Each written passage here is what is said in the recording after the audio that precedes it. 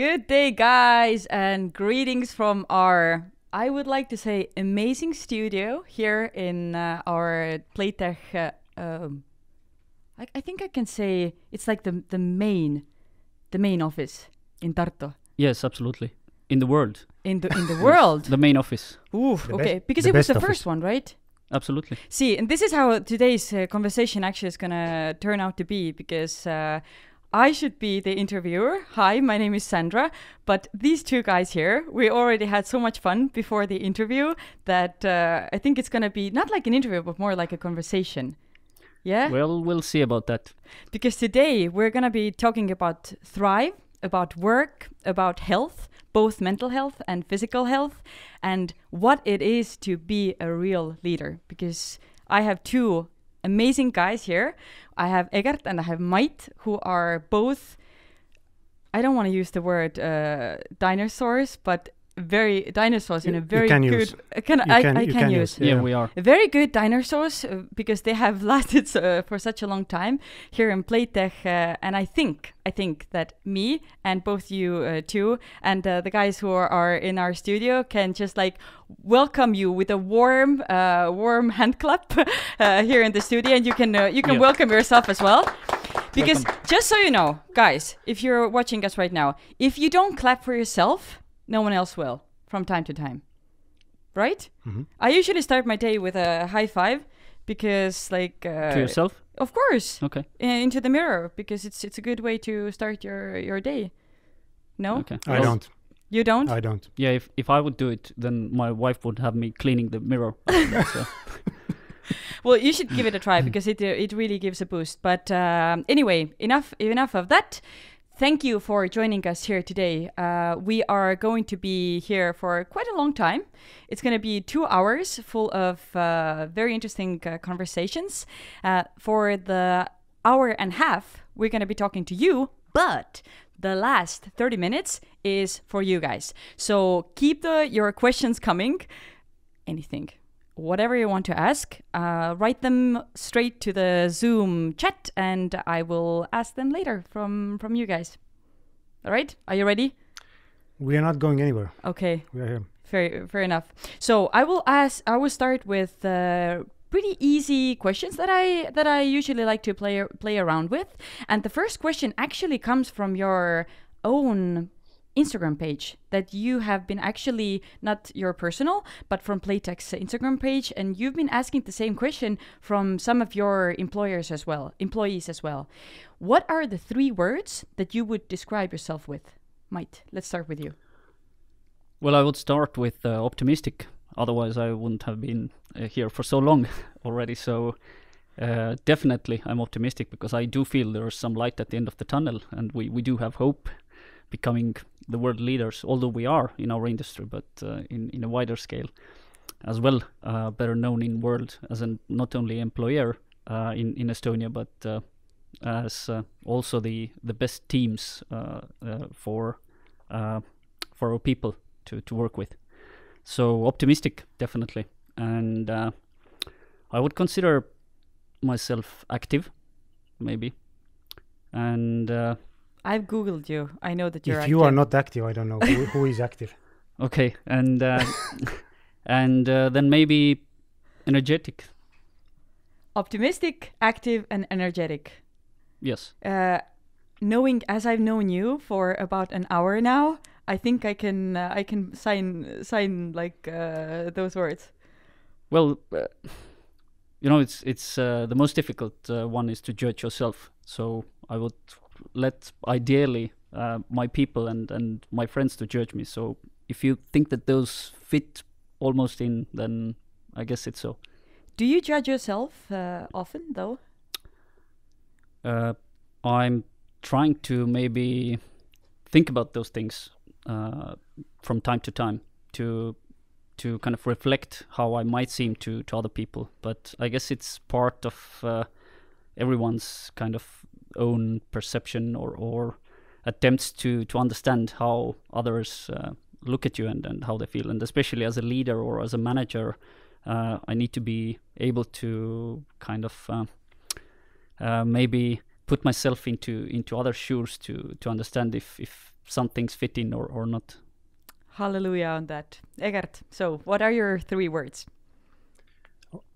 You asked 3 words from Mait. Mait talked about 5 minutes about those 3 words. Very good. Well, we need to fill. I know we need to fill. Yeah. Yes. Okay. We have 2 hours. The first one I would say about myself is positive.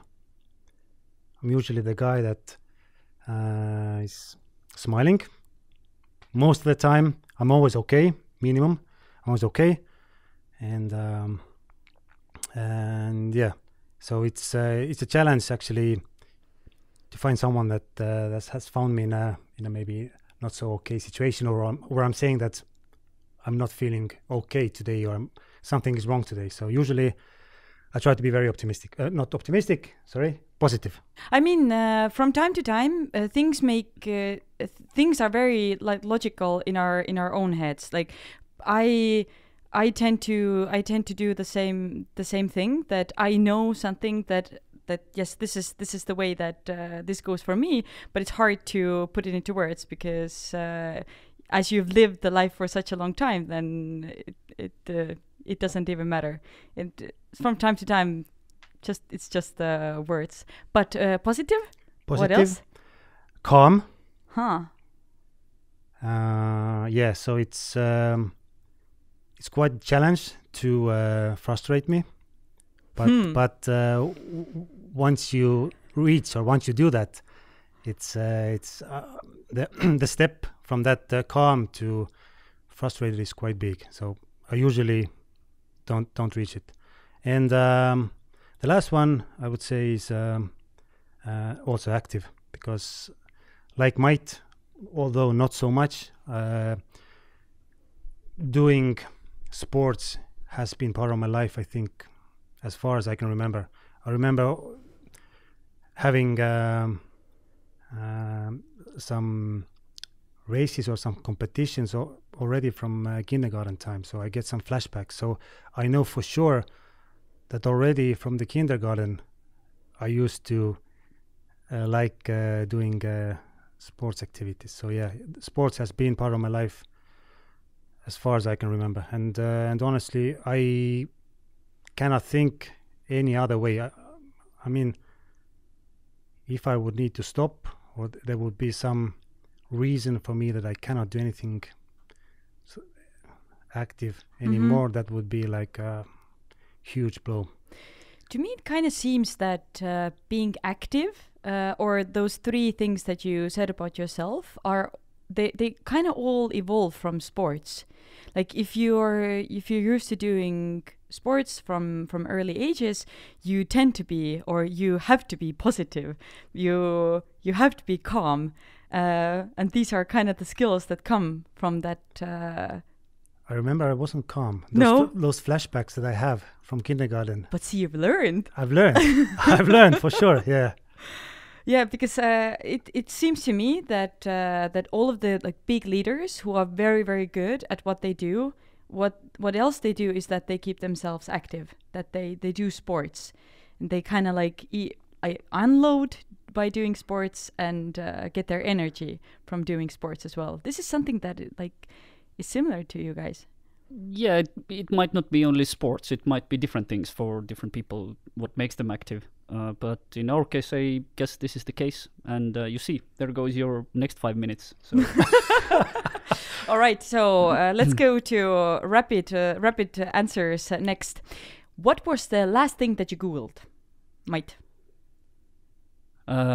This was actually for the last 2 days. I've been searching for a solution for an issue with my Garmin watch, which eats up the battery and doesn't connect anymore to my phone. So it has been quite a heavy Googling for this one for the last few days. Did you find a solution? I found 50% of the solution. I got the Bluetooth connectivity working, but the battery issue still remains. So probably I need to do some more homework. If anyone can help Mait with his problem, please let him know. His Garmin needs some help. Egert, what about you? Last thing that you Googled? I Googled Blue Man Group, because yesterday when we were preparing for this session, then Grete showed us the picture of this setup here, and it was so blue. I just wanted to throw back in the chat something which is blue. So I remember those blue guys from Las Vegas doing shows. So yeah, I wanted a picture with them. But is Google something that you use often in your everyday life? Do you end up with some like solutions that, oh man, I don't know how to solve this problem? I think for me Google is also like my second best friend. Maybe even the first one. Maybe Even the first one. But I use it also to kind of when I need to write something or to check my grammar or something. So I always Google it if I'm in doubt. That's smart. If in doubt, Google it out. Yeah. Yeah, I think the only thing I'm not Googling is medical advice. So agreed. Yes, use very Facebook. smart. You use Facebook for that. Yep, you're right. Anywho, let's go on because this conversation could get very interesting when we go into that rabbit hole. But we already spoke about sports. If you could be any athlete in the history of ever, who would you be, Mait? That's a difficult one, actually. There are a lot of great athletes from the past, but I would choose someone from the previous century and before my time, even. Simply because of the reason that back then, I think men were made from iron, and there were no kind of such, let's say, tools or medications or whatnot to help you to succeed. So you had to train much harder.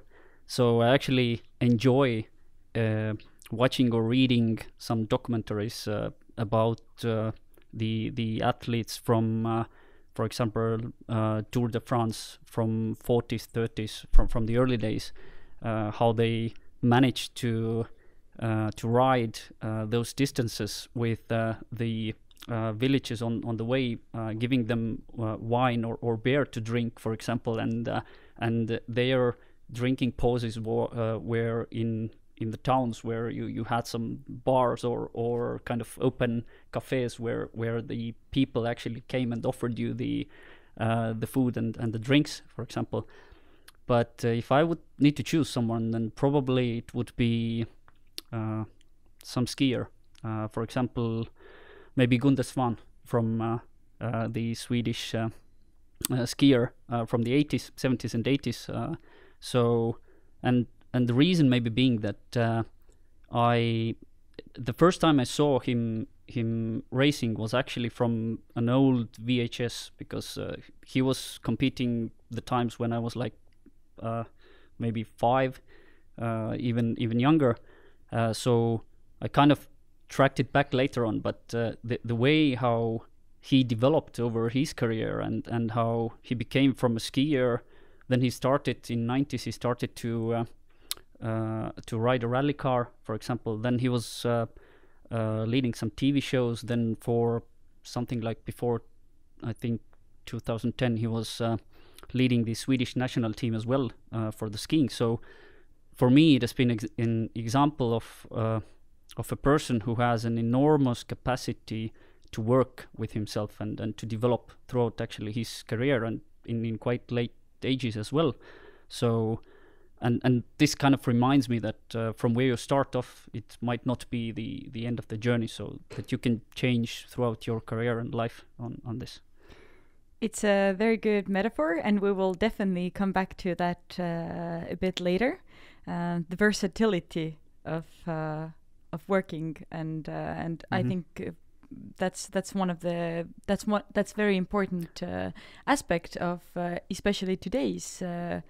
Yes, not only for us, but in general, the world is changing so fast. The technology is changing so fast that I don't think we'll be the same people in a few years from now, and it's interesting, and this is also what keeps me going, for example. Very cool to hear about that, and also very good facts about him. I did not know about did not know that he was doing so many Yeah, things. you can Google later on. You will find more. I will Google that later on. So Egert, into whose shoes or skis or wheels you would put yourself into? Actually, now when you asked that question from Mait, I started to think that like when was the period of time where I was actually quite actively were watching sports activities from TV, and I'm not, for some reason I'm not doing that for some time now.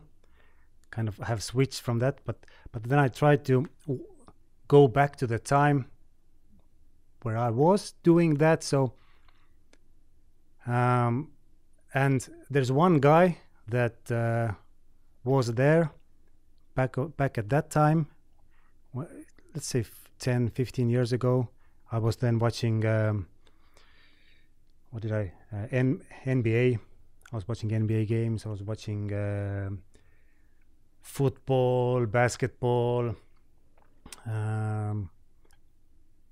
basically everything that came from TV, sports related. I was quite actively keeping my eye. But then kind of different, my time went to different places. By now it's I don't have much time to do that anymore, to keep track. But there's one guy that has been there since then. It's Kimi Räikkönen. Yeah, and, interesting. So I watched a lot Formula One back at the times when Schumacher was still riding. I think when he left, I think I also kind of stopped watching Formula One. But yeah, he was there, and now last year was his last year also in F1. So yeah, but what's specific about him is that, you know, he's not your average Joe. You know, it's not someone that just comes there, does his activity and then leaves and no one remembers what he did. So he's not this kind of guy. He has this special X factor. He's different. You remember what he does. So yeah. So all the interviews that he's doing and kind of his general approach on how to talk with reporters, etc. It's he doesn't care. He's him. He doesn't care. He does what he wants, and he's fun to watch. So yeah, I would say Kimi. Is that something that you have taken from him into your own life, or some other lessons from him?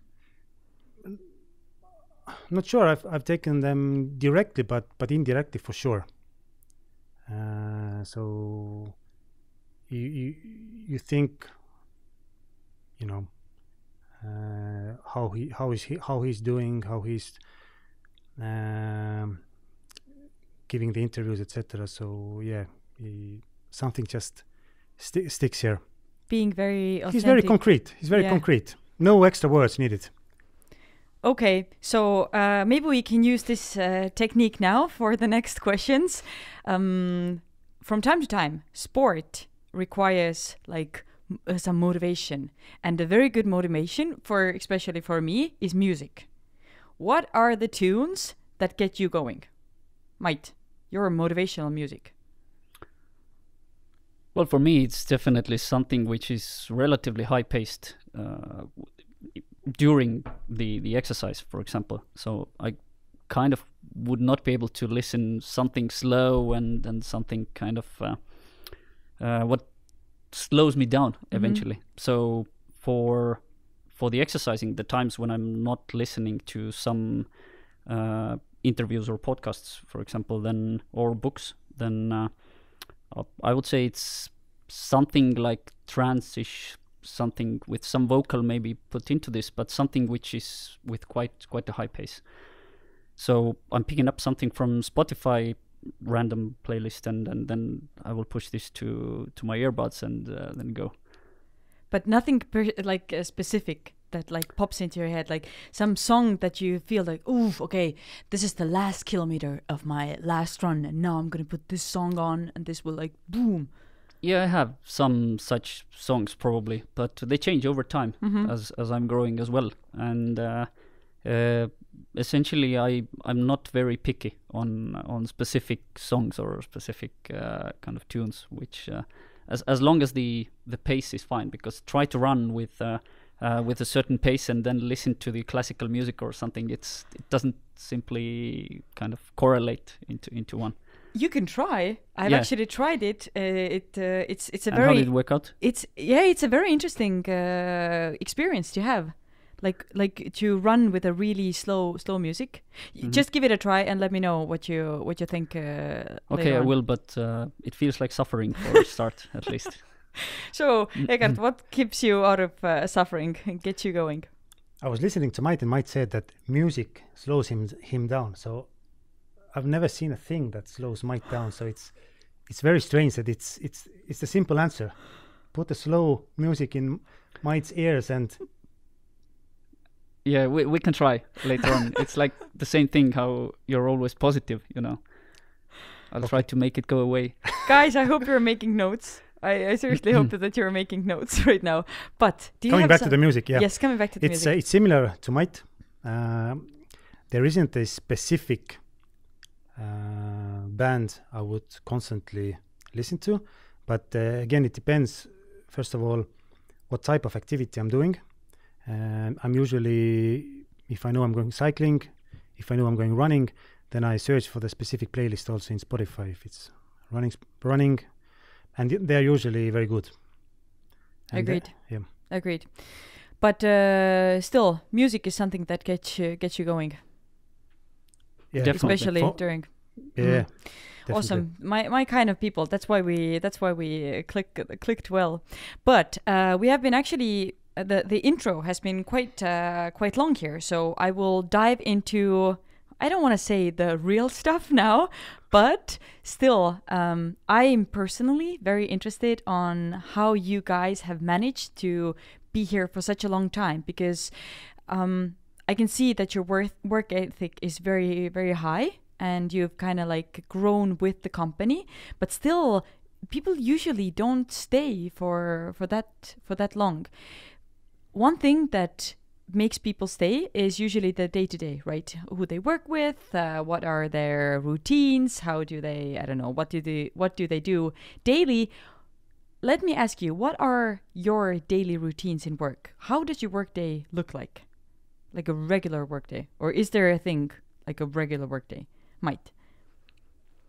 For me, there's actually really, I don't think there's a regular workday for us. You have crisis kind of. It's a regular, every corner. Irregular. Yeah, well, essentially, what is regular is that our way of working, I think, as an overall in Playtech for especially managerial roles, is meetings and calls, and especially now during COVID time, where everything is online. I mean, it was relatively inconvenient for the beginning, a few years ago when the lockdown started, that you had to start speaking to the microphone and to the camera all the time. Literally from this point onwards, there have been practically zero meetings and discussions for us when at least someone from the group is not not present and is remotely.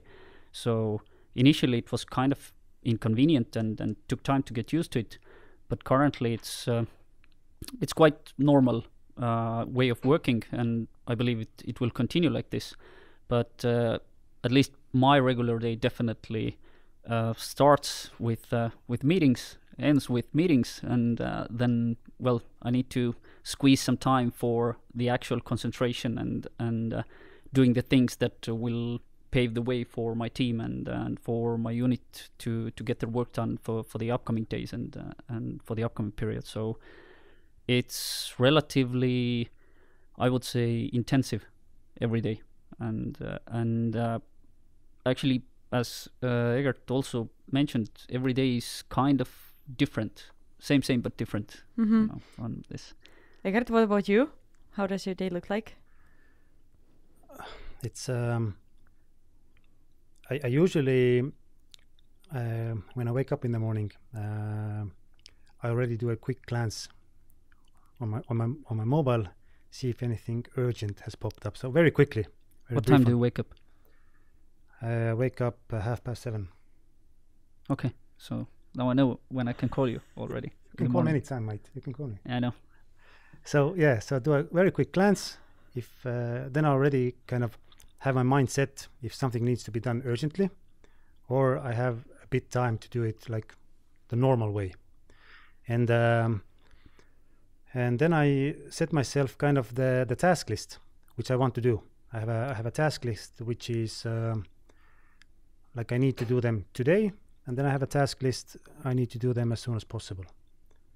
And this task list changes multiple times during the day, during the week. It constantly changes, and different things get focus depending on what's going on.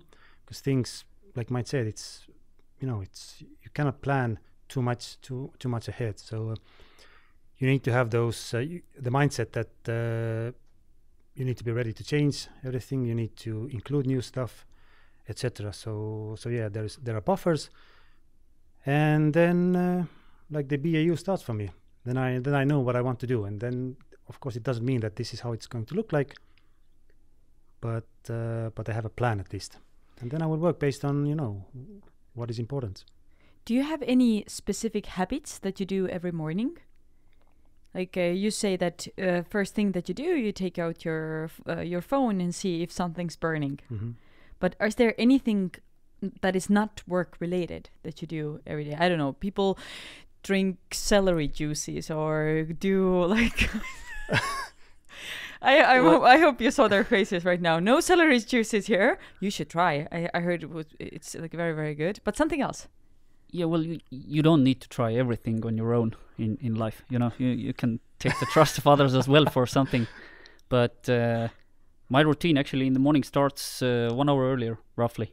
So what time is it? 6:30. Mm-hmm. So from that moment onwards, it's like my mornings are like on a conveyor or on conveyor belt, meaning that I know exactly in which order I need to wake up my kids so that there would be peace in the kitchen in the morning, and which way I need to kind of step in. I have 3 little devils at home, like 4, 6, and 8, and it's not really easy and straightforward with them each morning.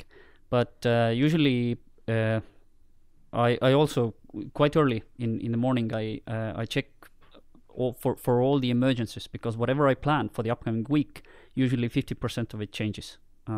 It's the nature maybe of how also Playtech management works with their planning, and how our business, let's say, changes so fast, or the priorities change so fast. So usually roughly 50% of the week I can plan. Then I need to plan a sufficient buffer for the unknowns, and quite often also this buffer will be eaten up, for example. So every morning, again, similarly like Egert, I'm just going in diagonal through my task list for the day or for the upcoming few days, just to see if I need to rearrange something. Then I take care of the kids. Then 3 times a week I'm going swimming in the morning outside in the ice hole. So and then I'm kind of ready for action or for work. So 9:30 or 9ish, I will either come to the office and start the regular endless calls and meetings for the day, or then half of the time working from home lately, obviously. Mm-hmm. And do you try to keep this routine like whenever, if it's like very, very busy, and if it's like slowed down? Does it ever slow down here? No. Okay. Yeah, I remember when I was working for Nike, then they said that Nike is an organized chaos, that everything is burning kind of all the time, but it's all organized, and everything knows like, oh, this is burning there and this is burning there. Can't say we're fully organized, but we're okay. We're okay. You're okay, yeah. But let's talk about your job or your work overall. Like, it's a very simple question, but what do you enjoy most about your job, your work, your career? Whoever goes first. Egert, I enjoy freedom. I enjoy that I am the master of my own time, and I can. My manager trusts me. We have like really good relationship, and I can really kind of all the ideas that I have in my head, what I think is good for the team, for the company, I have the freedom to actually execute them.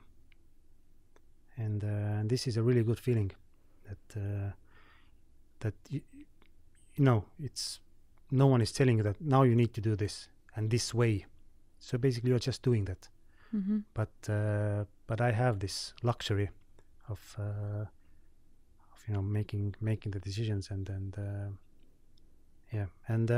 of course I think one of the most important things is my team, Cross Product Solutions Group. It's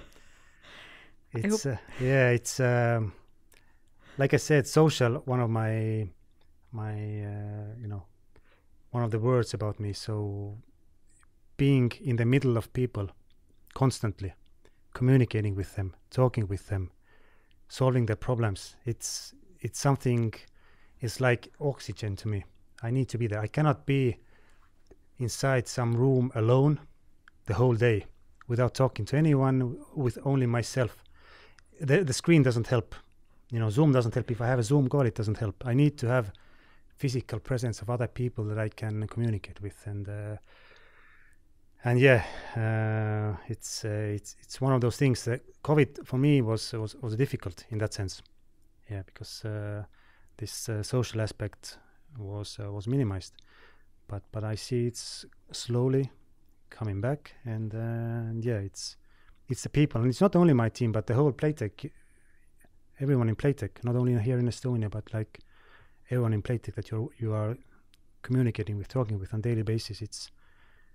It's something that really puts a shine in my eye, and I really enjoy doing that. I was just about to say that when you started talking about your people, like the shine in the eyes, it really popped out. Amazing guys. These are so amazing guys. I love them all, really.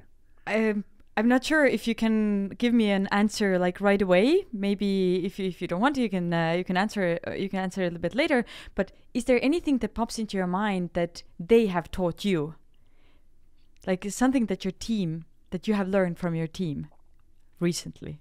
Every day I learn.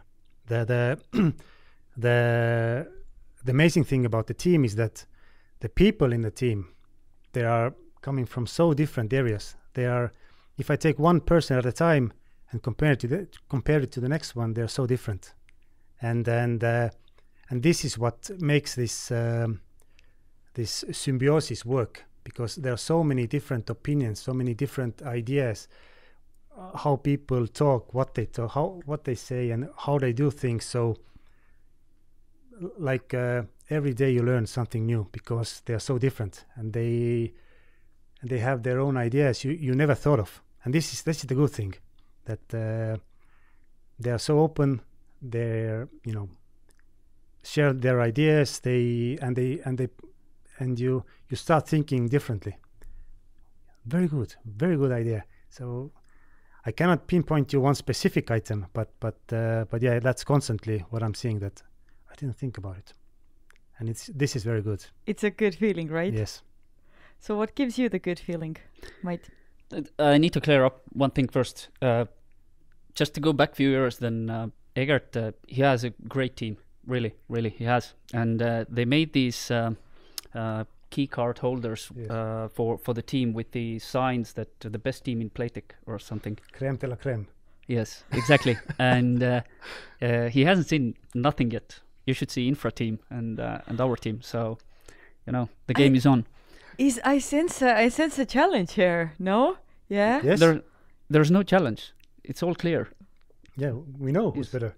Yes, exactly. There's no challenge. Okay, we could stay here for a long time. I think we should settle this. I don't know. We'll settle this later on. But what would be a good way to settle this? Maybe we can set up a challenge right away. How to make sure whose team is better?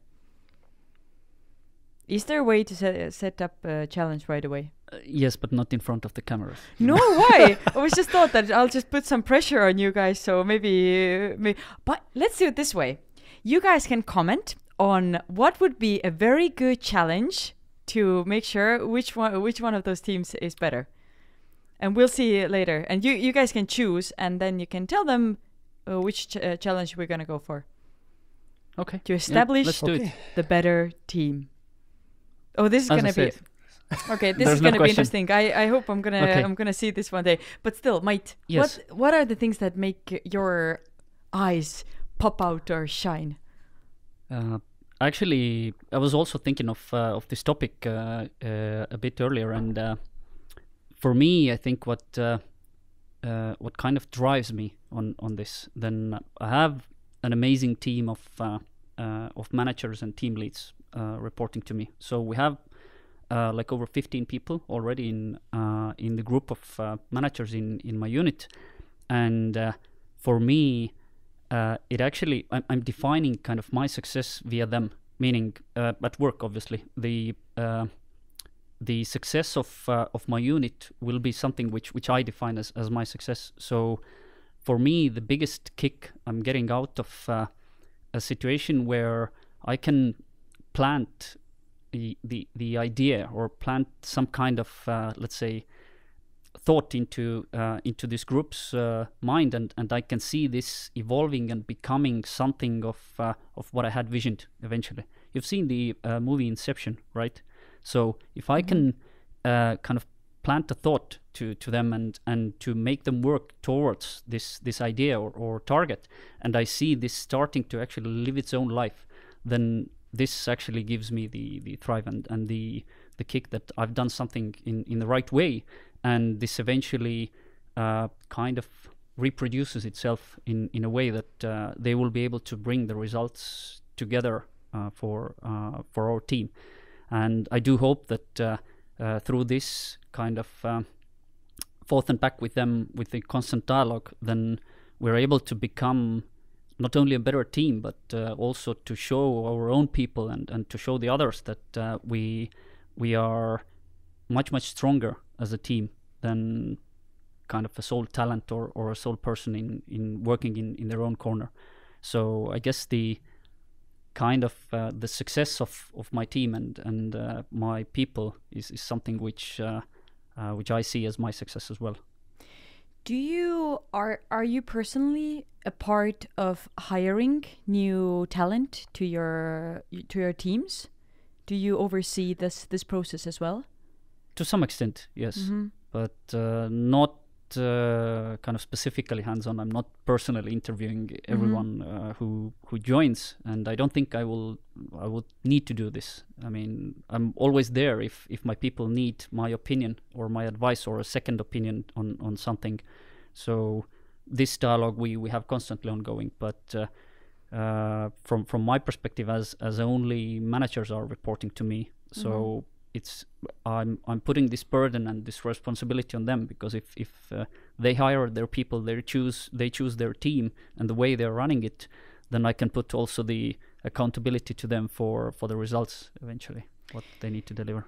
I mean, Playtech is a huge company. I mean, you're global, both in Estonia. You have offices in Tallinn, in Tartu. I'm pretty sure that people move as well inside the company. Yes, no? Yes, yeah. they move. Yes. And I see this company as a huge way to improve on your career ladder as well. And of course, like if you ask people or ask managers or ask leaders, like what are the most important things that people should have in order to climb the ladders, and they're like usually the main things. You have to have like grit, you have to be a team player, you have to show your abilities for different positions. Are there any things that are non-traditional that you are keeping your mind on when you think about promoting your team, your talent? What are the extra things that help to climb the ladder? Make notes.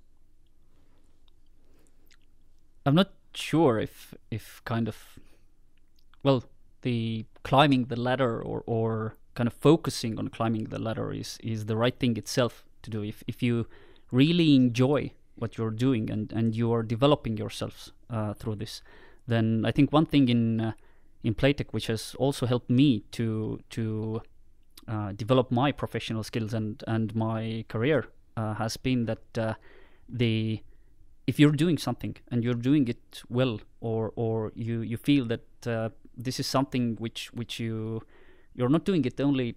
Not that I would encourage people to work more than from 8 to 5 or 9 to 6, but if you're doing either project-based work or you need to get something done and you're wholeheartedly just focusing on this and also taking care of the surroundings, all the related communications and dependencies and everything associated to this, then eventually this progress will be noticed by your managers, by your colleagues, with the feedback loops that you have, and through this, I think the opportunities eventually will present themselves, and as the company is growing and evolving all the time, so are the people within this, and the internal movement from one department to another or from one role to another, and taking on additional responsibilities, and this kind of would need to be a logical step for people, not kind of being pushed into certain direction. Obviously, it benefits if you have kind of a direct target for yourself on which direction you want to develop, but quite often people don't have it. It's coming organically once you grow in your role.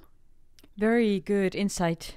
Like I haven't thought about it this way, that sometimes if you want to force something too much, it's like then you have blocks to you you have to extent. Grow yes. Like organically. Egert, what do you think? To me, I think it is important that everyone is happy in what they are doing, and you should be able to support it as much as possible, that everyone is happy in what they are doing, and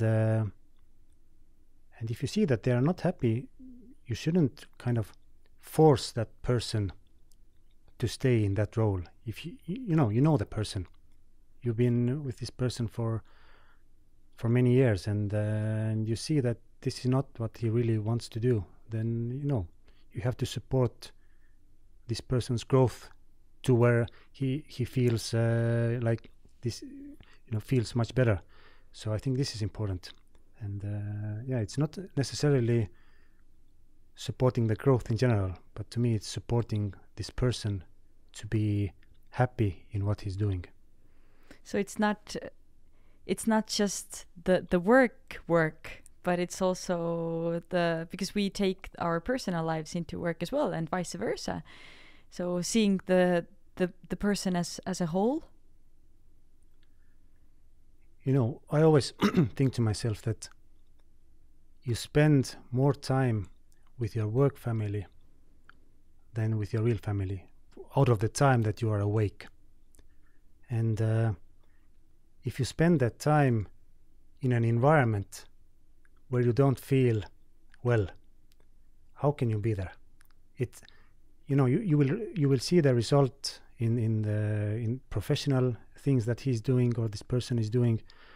It will kind of have an effect probably on his personal life, etc. If he's not happy in what he's doing in the work, so at work.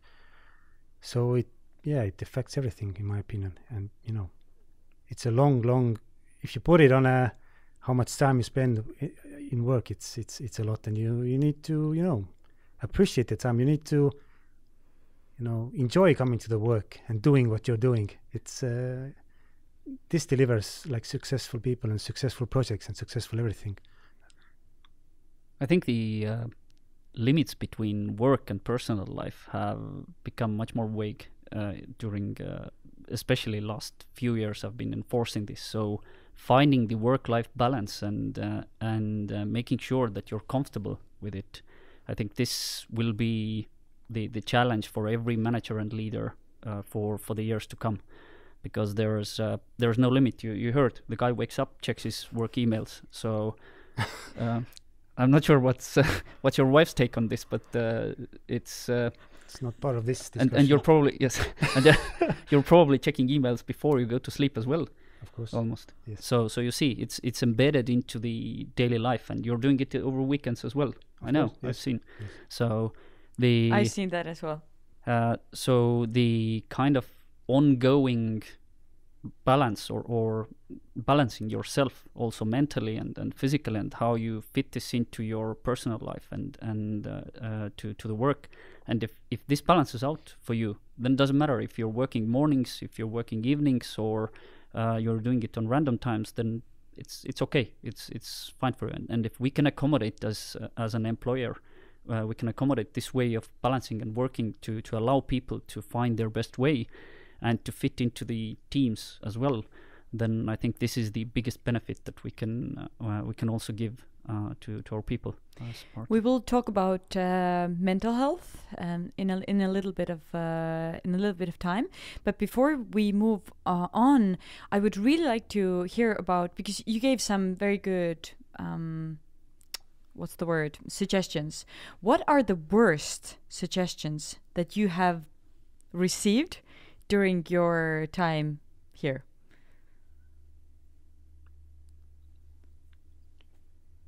One of the things I remember is that long time ago, someone told me that you don't come to work to make friends, and this doesn't fit into my mindset. I think you can have friends at work, and I have friends at work. But do you, like, looking back now, do you understand why this person said something like this? Maybe he didn't have any friends. It's I also understood why he said that, because this is the type of person that was, but it doesn't fit my way of thinking. Good.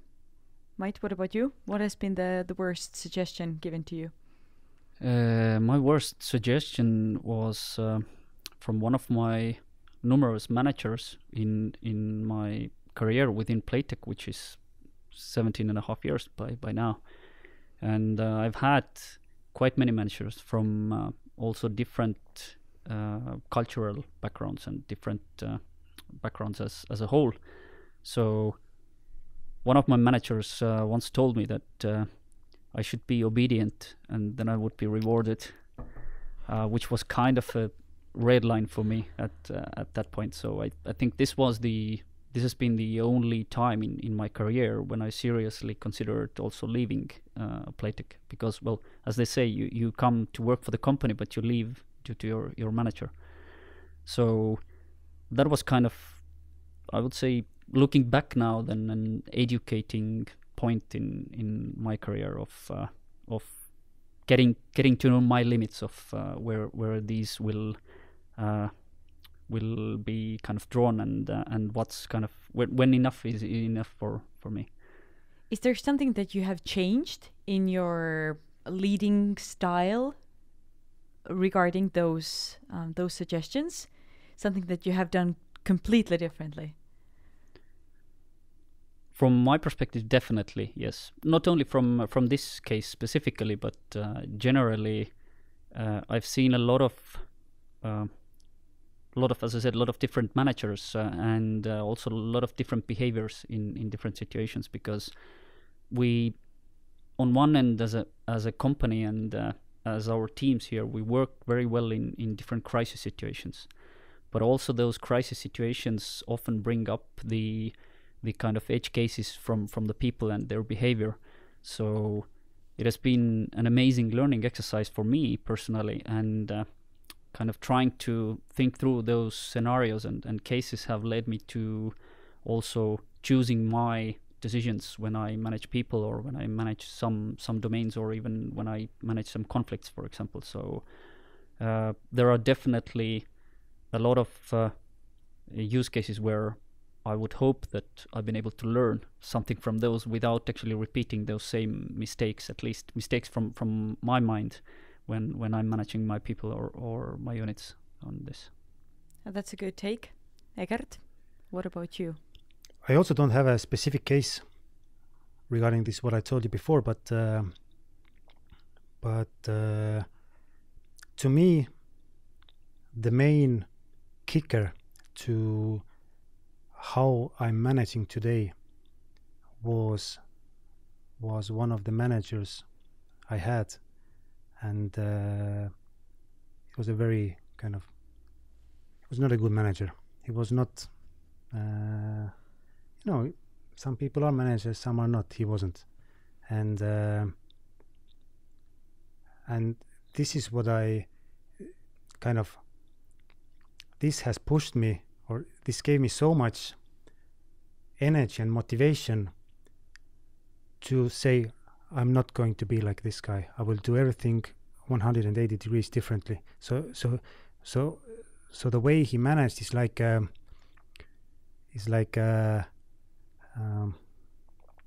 something I compare myself against, that not to do something like that. So, and my motto in general from day one has been lead like you'd like to be led, meaning that I think that when I'm always need to make some decisions about anything, then I think to myself, if my manager would tell me this, would that be okay to me? And if I'm okay with that one, then I move forward with this one, because I don't want anyone to have this kind of experience that I had. Again, like with Mait, I think this was the only time I think I was close to moving away from Playtech. I'm still going to ask this. What do you think? If you're being the perfect manager, if you're not being that awful guy, are you taking away learning experiences from your team, or what do you use instead for them to learn from, I don't know, from bad mistakes? Are there any things? I'm not taking anything away. This I want them to experience, and I'm actually giving them, hopefully, quite kind of they can make their own decisions. They can decide how to do things, and so they feel the responsibility of their decisions, and failing is part of it, and you learn from failures. I think you learn more from failures than successes. At least I have. And so I'm not hopefully limiting them from anything. So you're teaching, or like not teaching is not the right word, but leading by good examples, not like only by failures, or I don't want to be like this. Yeah, like leading by example. It's a very friendly, more friendly way to lead. Totally agreed, Mait. Yeah, Egert can try to be a bully, but he's not. You can't play one. You simply can't. It's not in your nature. But I do think that the experience of such kind is actually a valuable thing to take with you in your kind of following career, because people tend to also, on one end, forget the bad experiences maybe over time, and if they are lacking the comparison, if something is better or worse compared to something else, then it's very difficult to position yourself, because I think we are also within Playtech, at least in Estonia, living in kind of a bubble of the IT wave which is riding. But if you look at more broadly, then there are very different examples across or even across IT, but across different teams within Playtech, externally, etc. But if you do have the comparison, and I actually enjoy discussing with people who come as a candidates to us, for example, from a whole different background, on how they see their own career through their past employers, and I enjoy comparing of what maybe is something to take away from there, what is something we are doing differently, and I think that if there is a way to allow our people to experience those different kind of experiences, then this would grow them in a great way, and also the internal movements within the company to see how other teams work, and for Egert's team also to see that Infra team is actually the best team in Playtech. Then I'm definitely encouraging our people to try out those different directions within the company before looking elsewhere. But also, as said, the people coming from other companies with the experience from there, sharing those among our own employees has its value of its own. So. So many questions. I wish we could stay here for another, not another, but 4 hours at least. I think Grete's Zoom account is the pro account, so there is no time limit. So I'm actually not in a hurry to go anywhere. So you don't know, guys. You don't. Maybe we'll stay here for longer. But I still have something. One thing I want to ask about the managing part. We always talk about things that we should do, in order to be good managers or good leaders. What are the things that we definitely should not do in order to be good leaders? I think, well, first, I don't think it's determined that we're good leaders. The history will show this eventually, and our people will show this. But I would imagine that an important aspect is obviously leaders defines already that you're working with people or with some domains which includes people in it. So I think one of the worst mistakes that leaders can make is not to listen their people's opinions, and not to allow them to gain the experience, or not to allow them to fail. Meaning, my own approach has always been that I would try to listen, and I'm trying to listen as much as I can from my own people. I'm trying to create an environment where they feel safe failing and then getting up again and moving on and trying things in a different way, because quite often we are on the grounds which you can't actually read from the book and replicate it specifically from downwards from there. So you need to experiment one way or the other.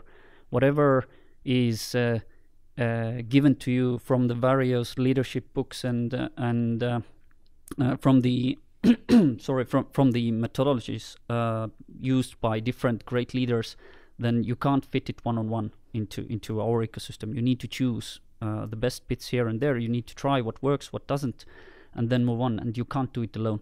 You do need the constant feedback loop. You need your team to be engaged into this, because this is the only way how the synergy builds up, and you can move forward and gain some success eventually. Mm-hmm. Egert, what do you think? Is there a limit to feedback? As a I don't know, as a leader or as a team member or a manager, because from time to time, I personally have also worked as a leader, and I remember that one of the biggest fails that I did was that I tried to be too democratic. I tried to take everybody's opinions into matter, and that caused me to overwork, to start doing big mistakes. Is there such a thing as too much feedback or too democratic? Too democratic, yes, there is. But feedback is crucial, giving feedback and receiving feedback, and you can think about it in a way that am I today the best person in the world? Am I the best person what I'm doing in the world? And the answer probably is no, because I assume that you are not the best one in the world, but I'm not the best one in the world for sure. And it means that there is room to grow. And if there's room to grow, why not get this feedback from the people you are working with, and get this from the ones that actually the feedback that matters. And then you can kind of learn from it. That at least this is what works for me, because I know I have accepted I'm not the best one in the world. And so it means that I can grow. How to be better at receiving feedback? But this is exactly, I think, how to be better in receiving, is to have a mindset that I'm not the best. I probably make mistakes. Not everyone maybe is accepting the way I'm doing things, etc. People are different. and if you have this mindset, then you start to understand that I might want to listen what they have to say. But it's hard. It is hard. But again, yeah, if you don't have the right mindset, it works the other way around. That's a very good suggestion. How long did it take for you to actually be able to receive feedback in a way that, okay, I will not take this into my heart, as they say, but actually like, okay, I will use this as an energy or as power to move forward? Again, I mean, this giving feedback can be done also in a way that you take it into your heart again, but that depends on the situation. And you understand that this is a different type of situation. There are some other factors in play, but in general, it took some time, and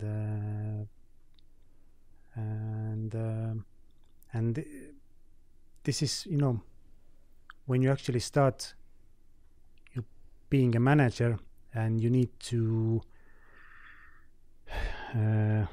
work with people constantly, day to day, then you are talking with them anyways all the time, and this is kind of giving them feedback is part of being a manager, and you cannot do it the other way. So if you give feedback, why you cannot then receive feedback? So it would be hypocritical. So yeah, it's just part of the becoming a manager. Basically, just practice, right? It's like training. Like the more you train, it is. The more. This is what I wanted to say. I just didn't want to cut your story here, but practice makes perfect. That you do need to practice, and on the note of being too democratic, or the question you asked, then I think you do need to take some in from the team, meaning you do need to allow them to speak up, to build the trust that they can actually be heard, and you need to balance on this thin line, or two-sided sword, or how to put it in English. Then you, otherwise, if you're too harsh initially, you will demolish this this enthusiasm of getting you feedback, and you are always overwhelmed. Especially if you have more people, then you're always overwhelmed with the inputs and feedback you get from them. The more democratic you are in your leadership practices, then the more you get it.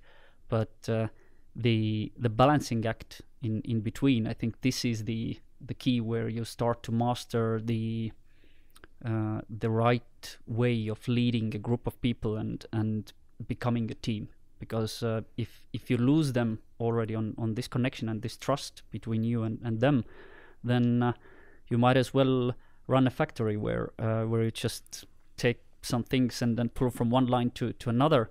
But especially if the people themselves and their great minds is your biggest asset, then you can't afford it. So you need to be very careful in this.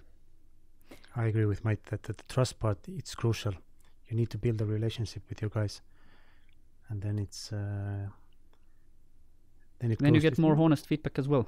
It becomes natural. But how do you encourage? Do you do any specific things in order to encourage people giving you feedback, or you just are you? Like, because I'm just thinking about it, because there are definitely people who are watching right now and they're thinking like, ooh, okay, I want my people or my team or my team members to be more open to giving me feedback. Like, what could they do in order for them to give them that honest feedback? Well, what can you do? First, I do hope someone's watching, because otherwise we're sweating for nothing here. So, but actually getting the feedback squeezed out of the people in a way that they would want to give it to you, then I think it's like every relationship as well. It needs constant work, It needs constant dialogue, constant work, so that you build up the trust layer by layer, and then you eventually are in a position where you understand the other person on half a word. So even if your opinions on certain things are very different, you don't maybe want to touch politics or whatever topics with someone because they are totally from the other corner of the spectrum, but you respect their opinion, and eventually one of you is a manager, and you are serving the same business, so someone needs to take the decision. But if you build this on a mutual understanding and dialogue and trust, then this just comes over time. You can't. I think they say that you need to earn the respect and you need to earn the trust of other people, and this goes also for management, that you can't come in and force something. Well, you can essentially, obviously, but you will find yourself looking for new people quite soon. Otherwise, a lot of failing in that kind of strategy. Yes, we have been talking about failures, quite many failures during our conversation here, but we all fail in life. Some of us fail a little bit better, some fail like big time. How do you recover from failures? Do you have any strategic ways to come out of like big bummers? Mait, you can start. Okay, well, I usually wipe it off with some physical activity from my end, because I usually do not lose too much sleep over such items, because I'm trying to kind of put those failures or situations behind me. Obviously, some are harder than the others, but for me, what helps to keep the sanity is kind of pushing myself physically. So I will kind of clear my mind, and then I will be able to analyze those items more objectively later on. It has been initially harder than it is today. I think, again, practice makes perfect, but and I'm far from being perfect on this, definitely, but over time this becomes easier, because you are able to analyze maybe things that happened further in the past. You're able to analyze those more objectively. I think the hardest thing initially is to put aside your emotions, and this always takes some time and cooling down. So for me, it's definitely physical activity which allows me to clear my mind and then come back to things later on with a more objective state of mind. Egert, what about you? Are you good at keeping the emotions away from recovering from failures? I'm better now. It was a challenge initially, but to me, I think the most important thing is that you accept that you failed, because the first thing you want to do usually is blame others. You will try to find someone else who failed, who made you fail or something like that. So you need you're looking for someone to blame, but then it's like Mait said, in order to accept it, it's important that you take at least one night away from the topic and you don't start dealing with this right away. So then it kind of settles down. You have your fresh mind on it. Then you look at it again. Okay, I failed. You will try to analyze why you failed, and then do better next time. Because with failures, you always learn something. You always learn. There was a reason why you failed. What have you learned from your, let's call it this way, your favorite failure? Is there anything that pops into mind? I don't know if it's a favorite failure, but actually, when I was assigned as a manager of this team, then like my first year of being a manager was full of failures, and almost every project we launched, we knew in advance it's going to fail. The teams in Playtech who usually know the DevOps guys and the support units that fix broken projects in production environments. They were scared. They knew I was about to launch something. It will probably fail. They knew it will fail, and they knew in advance that they need to start working day and night just to fix the failure that we launched. And it was really, really difficult for me to start managing a team where we constantly failed. We knew in advance we will fail, but there were some reasons we couldn't kind of change that. And initially, so I started to kind of slowly try to solve it. And one thing was to actually got rid of this reason why we failed constantly. This is only one, maybe the easier part of that puzzle, but the more difficult part was changing the kind of the perspective and the kind of the idea how they saw my team. These are the failure guys. They constantly deliver failures, and to change this attitude and this mindset in the company was really difficult and took a lot of time. But how we had to prove ourselves that we are not failing anymore. It is not possible to fail anymore. It's called denial, no? No. Well, we're still fixing the stuff that we're launching, but it's not a failure anymore. So, well, no, but actually, but someone has to do it. Maybe it's a way to I don't know, not call it like a failure team, but the guys who challenge others, No, it wasn't a challenge. No, okay. No, I was just trying to be positive. I'll be honest. No. I'm not hiding. It was a failure. It was failure, and it was really difficult, and we had to do things so much different that we usually would do. We were I don't know how to call them, the guys you constantly need someone to monitor, to be hands-on guys, because they probably will not be able to do anything with their own, so I will send someone from my team to actually make sure that things are going to be okay. So it was a really, really difficult time for me, and it was the first thing I basically need to deal with when I started to manage the team. And then it actually, at the end of the day, when I look back to it, it taught me a lot, and it's constantly kind of is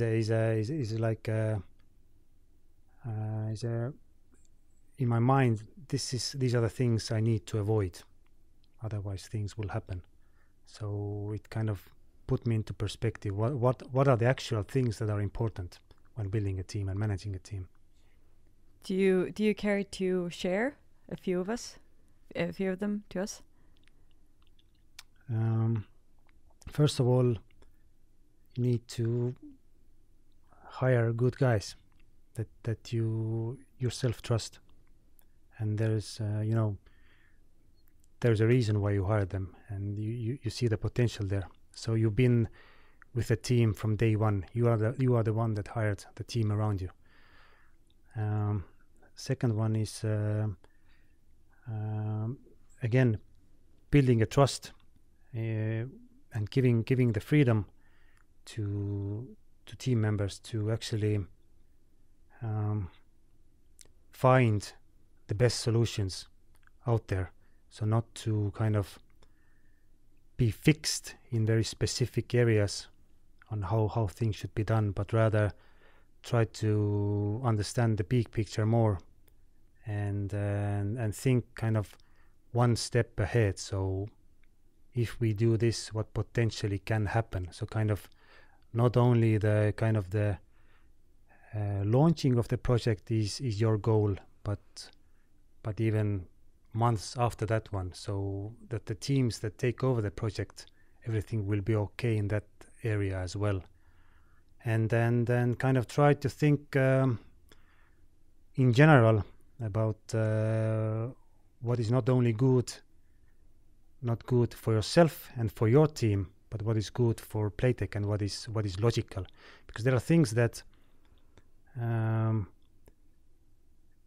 as a manager of one specific team, you would do things this way because it's maybe easier for you to do it.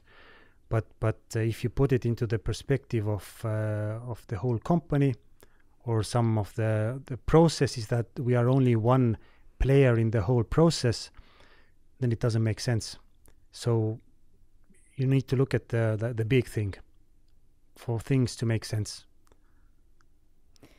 It does make sense. But Mait, I would twist it a little and ask from you that if you see a manager who has a team who is constantly failing, what would you say as a manager's manager to that person? How would you motivate that person who has to motivate everybody else? Well, how could I motivate you, Egert? Actually, for the record, Egert's team is doing a great job, so just made some fun here. But how would I motivate the manager to get out of the failures?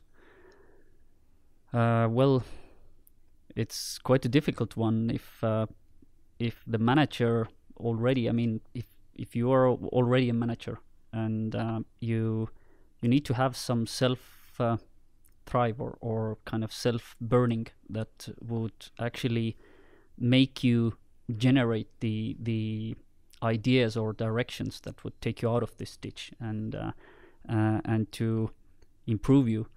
But again, my approach definitely would be to engage through a dialogue and try to find some creative other ways of approaching the problems differently. Because if you've repeatedly tried to resolve some issues and the equation doesn't resolve, then you do need to choose some other way, even if it sounds crazy or impossible or very difficult initially. Then somehow you need to try this at least, so you would fail fast and then move on. So from that perspective, I'm a true believer of an iterative improvement cycles of trying things and constantly pushing myself and also my team on the verge of or on the edge of the inconvenience. Meaning, if you are always in your convenience zone, then it's quite difficult maybe to kind of look at things from the other perspective. But if you're being pushed and you're pushing yourself to kind of to not fully to the limits, but kind of softly to the edge of your convenience, then also the, let's say, better ideas or more creative ideas start to surface eventually for this. I just had a conversation with Sportland's marketing manager or director for the Baltics, Henri Kruusel, and I asked him that what is the the worst suggestion that anyone has given to you, and his answer was kind of the same. He says, like, let's do it this way because it has always been done this way. There, of course, there are some cases that you have to do things this way because they have always been done this way. But the challenging yourself part and doing stuff differently, I think it's a very good suggestion. But we are approaching. With time flies when you're having fun, right? Yeah, absolutely. So much fun. We are so much fun. We are soon approaching your questions, guys. So if you have any, I see that there are quite many here already. If you have questions for Egert and Mait, then ask them out. One thing that is also similar between you two is that, or at least it seems this way, that you intentionally take this time to wind down. You don't use this because from time to time I hear people say that, oh, I can't do this or I can't take time off because life happens. But you don't seem to let life happen. You take control. Well, life does happen, but you do need to take control because you do decide. Because the moment you say to yourself that I wish I would do this or that, then you're already late. You need to decide that you will do this now today, and then you will take action, because the hardest part is to get out of the door. Everything from there on is already up the hill. So and do this daily, like not only once. Yes, get as out a of the routine. door. Yes, Yeah, as a routine. I actually start to go angry if I haven't been able to do some activity for 2 days. If it's already 2-day period that I haven't done anything, I'm not a good guy. I really need to do something. Yes, you noticed Egert mentioned that if he goes from work, he mentioned such word like pain, that you need to get rid of the pain. Yeah. But don't worry, the pain is just weakness leaving your body, so it's fine. It's fine. Yeah, no pain, no gain. Oh, those. Exactly. Yeah. Do you believe in that? Well, you can interpret it. It's the same way that you need to push yourself to not to the limits, but to the kind of the line of inconvenience that would create a progress for you. Is it physically? Is it mentally? And you need to balance this. It's always a balancing act. So I think pain in that sense can also mean going out from comfort zone. So yep, exactly. Yeah, it doesn't have to be pain as pain, but something different. But growing involves a little bit pain, and we all know that. Of course, especially from sports. Like if you don't push yourself over the limit, then you don't like. You don't develop yourself. But at the same time, as the top athletes know in the world, the real progress happens during rest time, during sleep. True. And one thing you can't jeopardize is sleep. So if you're constantly not sleeping enough, sadly you can't sleep ahead of time, meaning that you can only rest after you're tired. But if you are lacking sleep for a week, for example, then your capabilities, mental, physical, everything will be quite severely affected. So I think this is an important part which we often forget, especially nowadays during hybrid work, when you work in the mornings, in the evenings, and if you can't get a good night's sleep, then it's pretty much kills your ability to focus and concentrate. I totally agree on that. If there's something you should never give up, it's sleep. And I have a friend who is an Olympic rower, and he always says that sleep is for the strong. So I believe him. True. Okay, guys, but let's move on to our fan questions, and I'll just start picking a few from here. A really good one. What are the best ways to learn or gain new knowledge? And this is all your own personal opinion, or what you have tried yourself.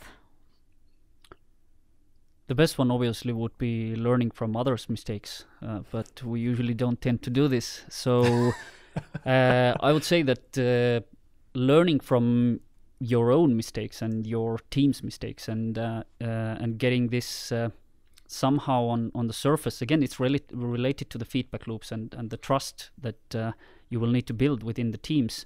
But there's only so far you can go with the book wisdom. You do need to also be able to interpret it right into your environment, and to be able to put those model situations into your ecosystem where you are at that given time. So I think learning through not only mistakes, but through a constant dialogue and teamwork would be something which is worth to explore. Great one. Egert, what about you? Best ways to learn? I would add to Mait that best way to learn is actually by doing it. So it's not only reading it, not only listening about other people talking about it, but actually finally doing it.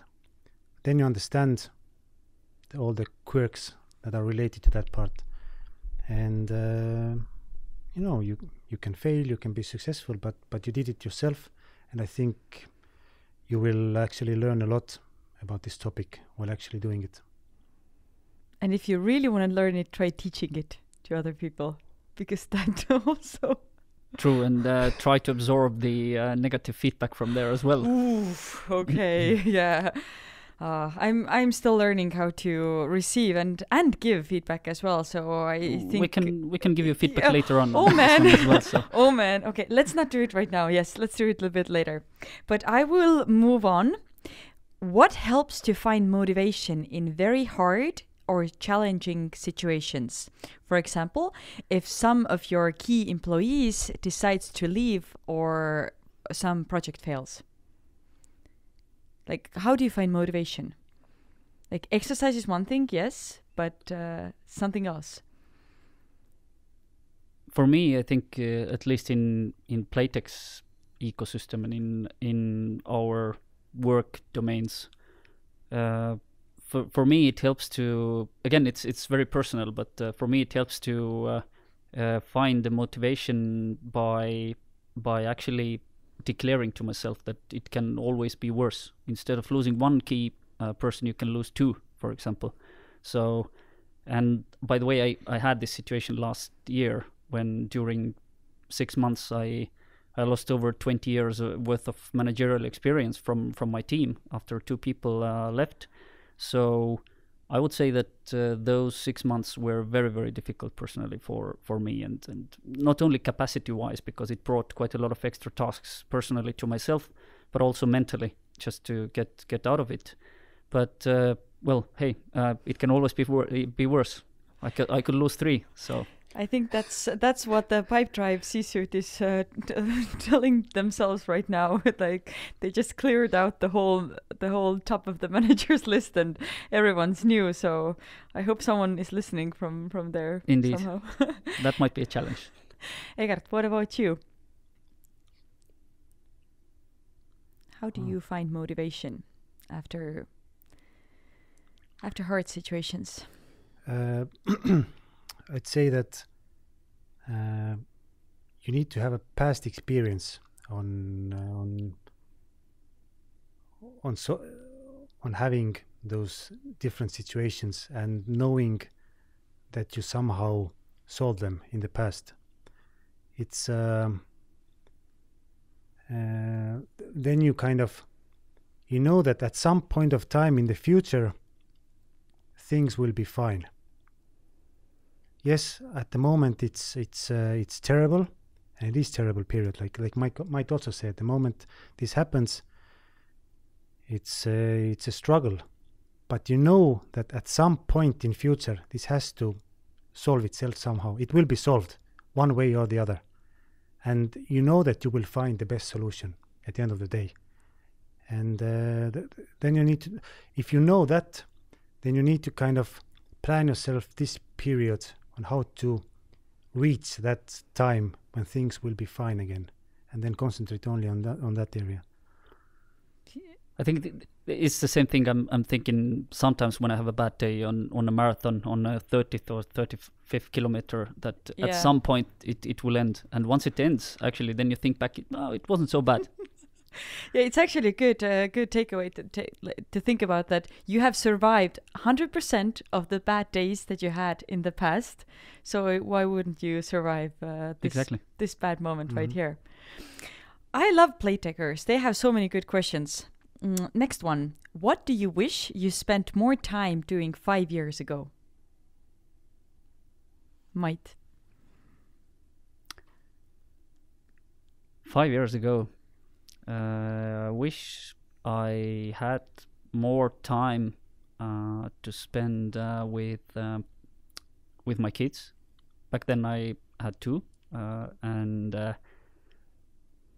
I always actually wish that I could spend more time with them. But 5 years ago, it's a really good question. I usually do not feel sorry for what I've not done in the past, or I'm trying not to feel sorry, because otherwise I would be living in the past. I would want to do a lot of things if I had time. I would like to learn singing, playing some instrument, and doing all sorts of fun stuff. Which instrument? Maybe a piano. and maybe a guitar as well. Yeah. But we'll get to this. I'm still young. Next 5 years. Yes, but I would instead look at ahead and to the future. So I would have wanted to run more marathons. I would have maybe wanted to read more books, but I have this opportunity to do it as I go on. And I'm trying to not again feel sorry for what I've not done, because this would just keep me maybe demotivated, that why didn't I do this or that. I would instead decide that I would do something. So, and I will. So we will be waiting for the next band. Do you have a No, band probably on not. Playtech? Like Used to have one. We used to have. In Tallinn. We have a lot of good people playing different instruments, and I'm sure we would gather some kind of group to play. Not me as part of it, definitely, but If You as a manager in that. yeah, if of in course. 5 years' time, As a leader. if in 5 years' time you put you have a band, then I will promise I'll be in the front row and I'll be like jumping here, jumping there, whatever instrument you play then. Yeah, I'll try to kind of play it maybe for myself for start into the mirror. You And have then 5 we'll see. years. You have 5 years. You'll Yeah, manage. 5 years is roughly the 10,000 hours you need to put into anything to start mastering something a bit. So it's roughly I think the right time period. That's a good start. That's a good way to start. Egert, what about you? 5 years ago, probably I wish I'd traveled more, knowing that I have this 2-year restriction now on that area, and I would have kind of done in advance this period. Or another thing, I wish I had discovered buying stocks 5 years ago. I would love that Egert at that time. Then you wouldn't be here today, would you? It's personally, I just caught myself in a thought a couple of months ago that I have at the moment I have a 13-year-old kid that he will leave home soon, and it just struck me that it's really going to be a really sad moment, and it's closer than I think. And then I thought of the time back when he was a small one. Let's say 5 years ago, he was a small one. Then I want that time back. I just want this small kid. Now he's bigger than me. He's taller than me. It's it's not the same anymore. But 5 years ago, I would have kind of hugged him more and done much more things with him, I think. Not that I haven't done them until now, but it's just this idea of he's not that small kid anymore. It's not a good thinking. There are good things about having a grown up kid, and not so good things. So yeah. But do kids move out these days at all? No? No. He actually asked me a year ago. So, Mom and Dad, when are you moving out? Oh, nice. So he can have the place. So I know what's coming He's in not a few moving years out. from Yeah, now. So. yeah. So we need to find something. Yeah, Nice. you probably didn't see Egert's face, but he's like, he was confused. Like, when are you moving out? Okay, well, you start building a house next to yours, so you have somewhere to put him. Yeah. So you don't have to someone move needs out. to bring food to him when he moves out. No, he can actually do that already. Nice. All right, guys, next question. Very interesting one again. What are you more worried about? Doing things right or doing the right things?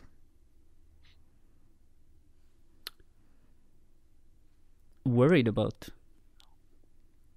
Or what do you think about more? Well, I would say that doing the right things would be something which I would be striving for.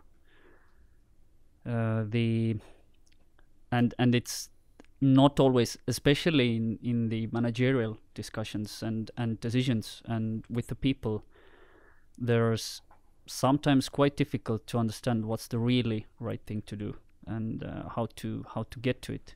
So I think this is a constant struggle also internally for myself, for the decisions which I need to make. And but this is part of the challenge for myself, and part of how I'm trying to develop myself to again learn from what I've done in the past, and always to try to kind of find the right way in specific circumstances. The decisions that might seem perfectly okay today might not be so in some time from now. So it's all relative in this sense. Agreed. What about you, Egert? The question is, how do you know that you are doing the right things? So I think these two go hand in hand. So you need to have some experience or some background that you know that you are doing the right things. But before that, you just try to do things the right way until then. And then you know if you're doing the right things or not. But I can't say that if I'm start doing a random thing that I know for sure that I'm doing the right things. I don't know. Do you have any specific questions that you ask yourself before making a decision? Or do you have a protocol, or do you just go with your gut feeling?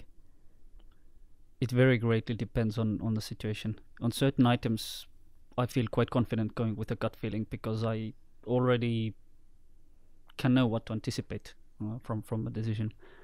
But on other things, I might be floating those forth and back with different people, not only with my team, but also maybe with my colleagues and even with Egert sometimes, right?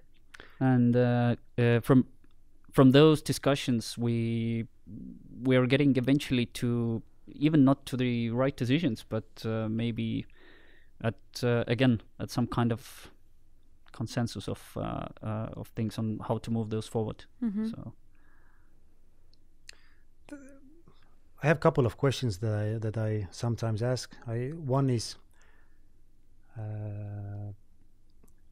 if someone would do that, like I told you, lead like you'd like to be led. So I ask myself, would that be okay if someone would do that to me? That's one of the questions I sometimes use. The other one is I have this kind of mentor in Playtech, or the guy that I think is doing right things in Playtech, and I ask myself, what would he do? And Who's this that? also puts me into perspective. Who's And that? It's not you. Okay. Sometimes it's you. What would Mait do? Yeah. But again, it depends on the situation, and then gut feeling is also is sometimes not the bad one. I think when you speak about work, then and Playtech as such, then I think the first question we should be asking is whether it's needed for the business, or how does it support the business, and everything else comes downstream from there. Then already the secondary questions on how it affects our team and other teams and our current priorities and everything else. But it all should come from the business, because eventually we do need to get paid, and what gets us paid is our business, and this is as straightforward as that. But then when we go down to the level of technical decisions, then for the engineers, and especially in IT, you have ones and zeros, you have black and white, but business is never black and white, and you always need to make compromises. So you start from the business and you work your way backwards from there. Agreed. And I think, there was some consensus in the site between your sites. There was some consensus. The last question that I will pick from here is, what drives you on a daily basis?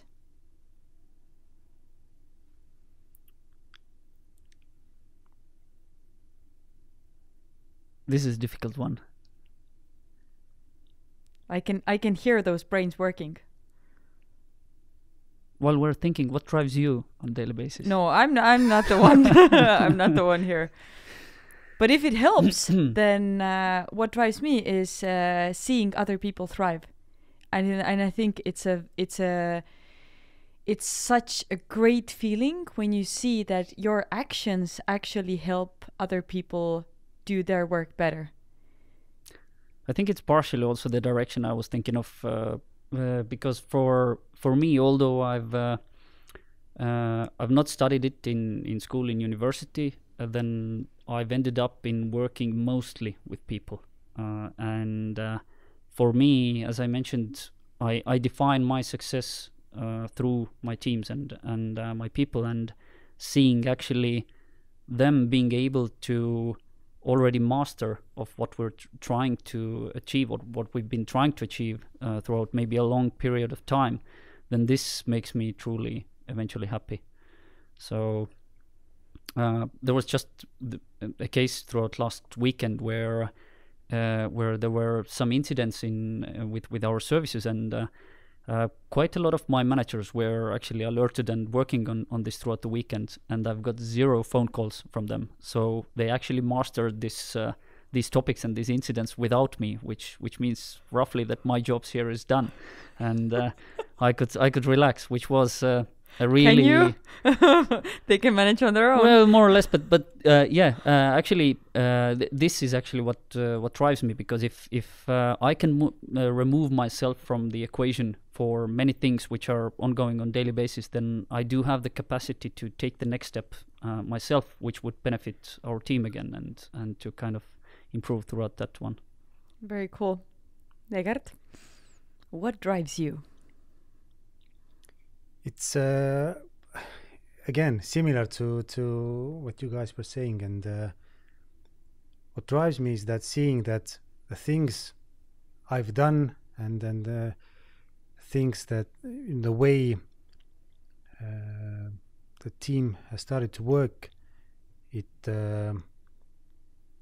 there are results, and there are good results, and some indications that what you've done is actually good. You're on the right direction, and you see it either what people are saying and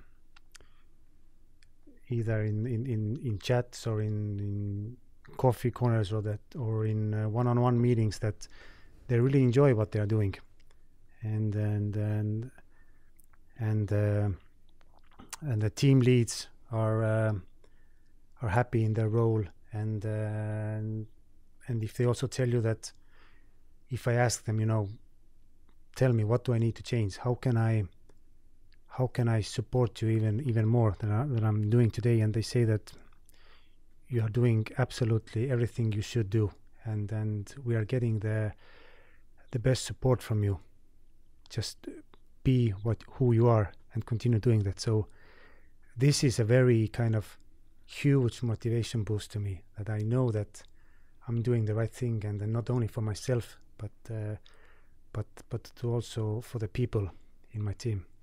I know a person who is on maternity leave currently from Playtech, and she cannot wait to get back to work. So only by seeing her face light up when she talks about her work, it really gives me the vibe that something is being done really right in here.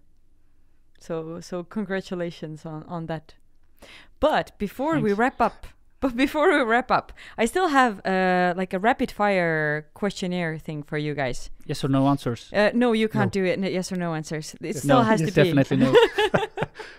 There are 3 questions, but you can keep them short, but you can keep them as actually it's your podcast, so you can keep them as long as you want. Anyway, name one moment that every person should experience in their life. Mait. Whoa. I can take it. For me, well, take it. If you need take time it. to think. No, take it. For me, it's very clear, and it's the birth of your child. It's it's nothing you can. There is no way you can explain this moment to anyone who hasn't had a child. no way. We synchronized this answer earlier. Actually, Wow, good teamwork. Yeah. Exactly. For me, this was a life-changing event, definitely. So I would vote for this one. And you've had it for 3 times. True. Were the second 2 ones as special? Yes, all Wow. of them. That's a tough one. No, all of them. No, I really want to know really. because I have 1 kid and No, it doesn't change over And- time. it doesn't. It's the same each time. Yeah. It's like when parents say that we love all of our kids the same, but still they have one kid's date of birth as their password. So they're all equal, but one is the password. We'll get you a walkthrough from our security department after leaving this podcast here, so you will not be using those passwords anymore. No worries. Fair enough. Darn, I thought I was gonna bump into here next time I'm here. But I'll just move on. Name one book everyone should read. There is no one single book that speaks to everyone. But something that pops into your mind, something that you would recommend. You want to take this one as well? Not really. I want to avoid it completely, to be honest. Well, Oh, I like asking questions that people want to avoid. there are a lot of great books which I read and lately heard because I don't have time to read, so I'm listening. But my best books are from my childhood, definitely. I think those are what formed me also, and my imagination on and my kind of let's say my mind. They've shaped my mind quite a lot. So I would pick maybe something from the series of Seiklusjutte Maalt ja Merelt, or maybe if I would need to name something, then Winnetou, all the 3 books maybe. Very good recommendations. Back to the roots. True, yes. There are a lot of great books also I've read throughout past years, but again, there's something for everyone, and I think those books from this series and this time period were something what shaped me as well, and my interests on different domains like geography or something else. So I'm trying to kind of push those books now to my kids as well, and reading some of them to them. So yeah, Very good. I will stick to this one. Very good. Thank you. Egert, you can't dodge this bullet, sorry. I have this special relationship with books, and that we agreed not to step each other's ways very often. So yeah, it's probably need to also use the same period of time that Mait had. That back at those times, I kind of dealt more with reading books from my childhood, and there is for some reason if I think back, there's only one book that always pops up when someone asks me what is the kind of the book you remember from your childhood. It's Gummi Tarzan. I don't know why, but it's always Gummi Tarzan. And yeah. But I think your recommendations actually are very good for anyone, especially for people who have kids, because now they can take them to their kids and say, if you want to be as awesome as Mait or Egert, then you should start reading these. No, absolutely. I think there's maybe something else to take away from this podcast as well after these books, but well, this will do as well. All right. Last but not least, name one recommendation that never gets old.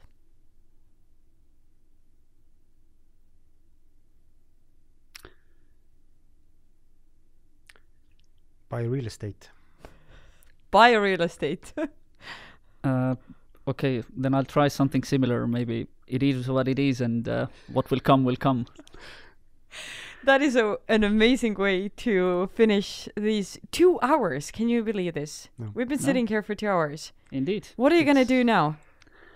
Work? I'm gonna Exercise? pick up my backlog from the last 2 hours, which is a lot, which means I'm doing overtime today again. So. Ooh, but it was worth it. No, absolutely. I think it was worth it, and I really hope it was worthwhile for you guys as well.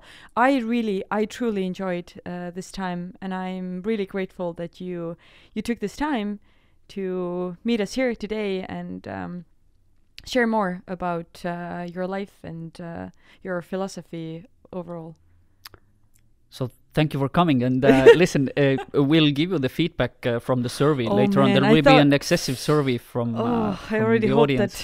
that you kind of like forget about it. But no, it's a learning opportunity, and I will take it for sure. Thank you. I want to thank you for this experience, and this was the first similar type of activity for me.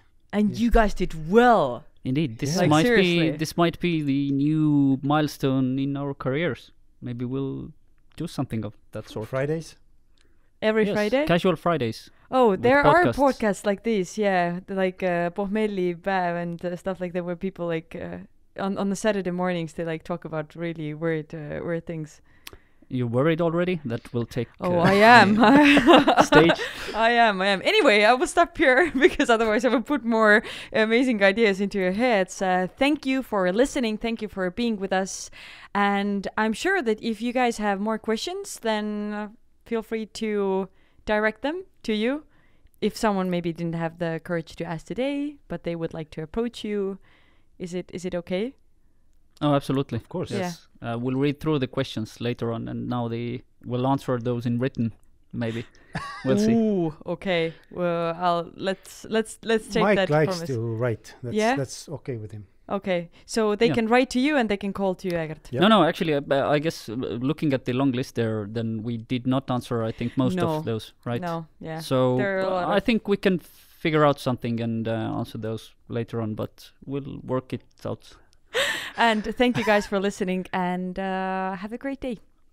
Bye. Ciao. Thank you.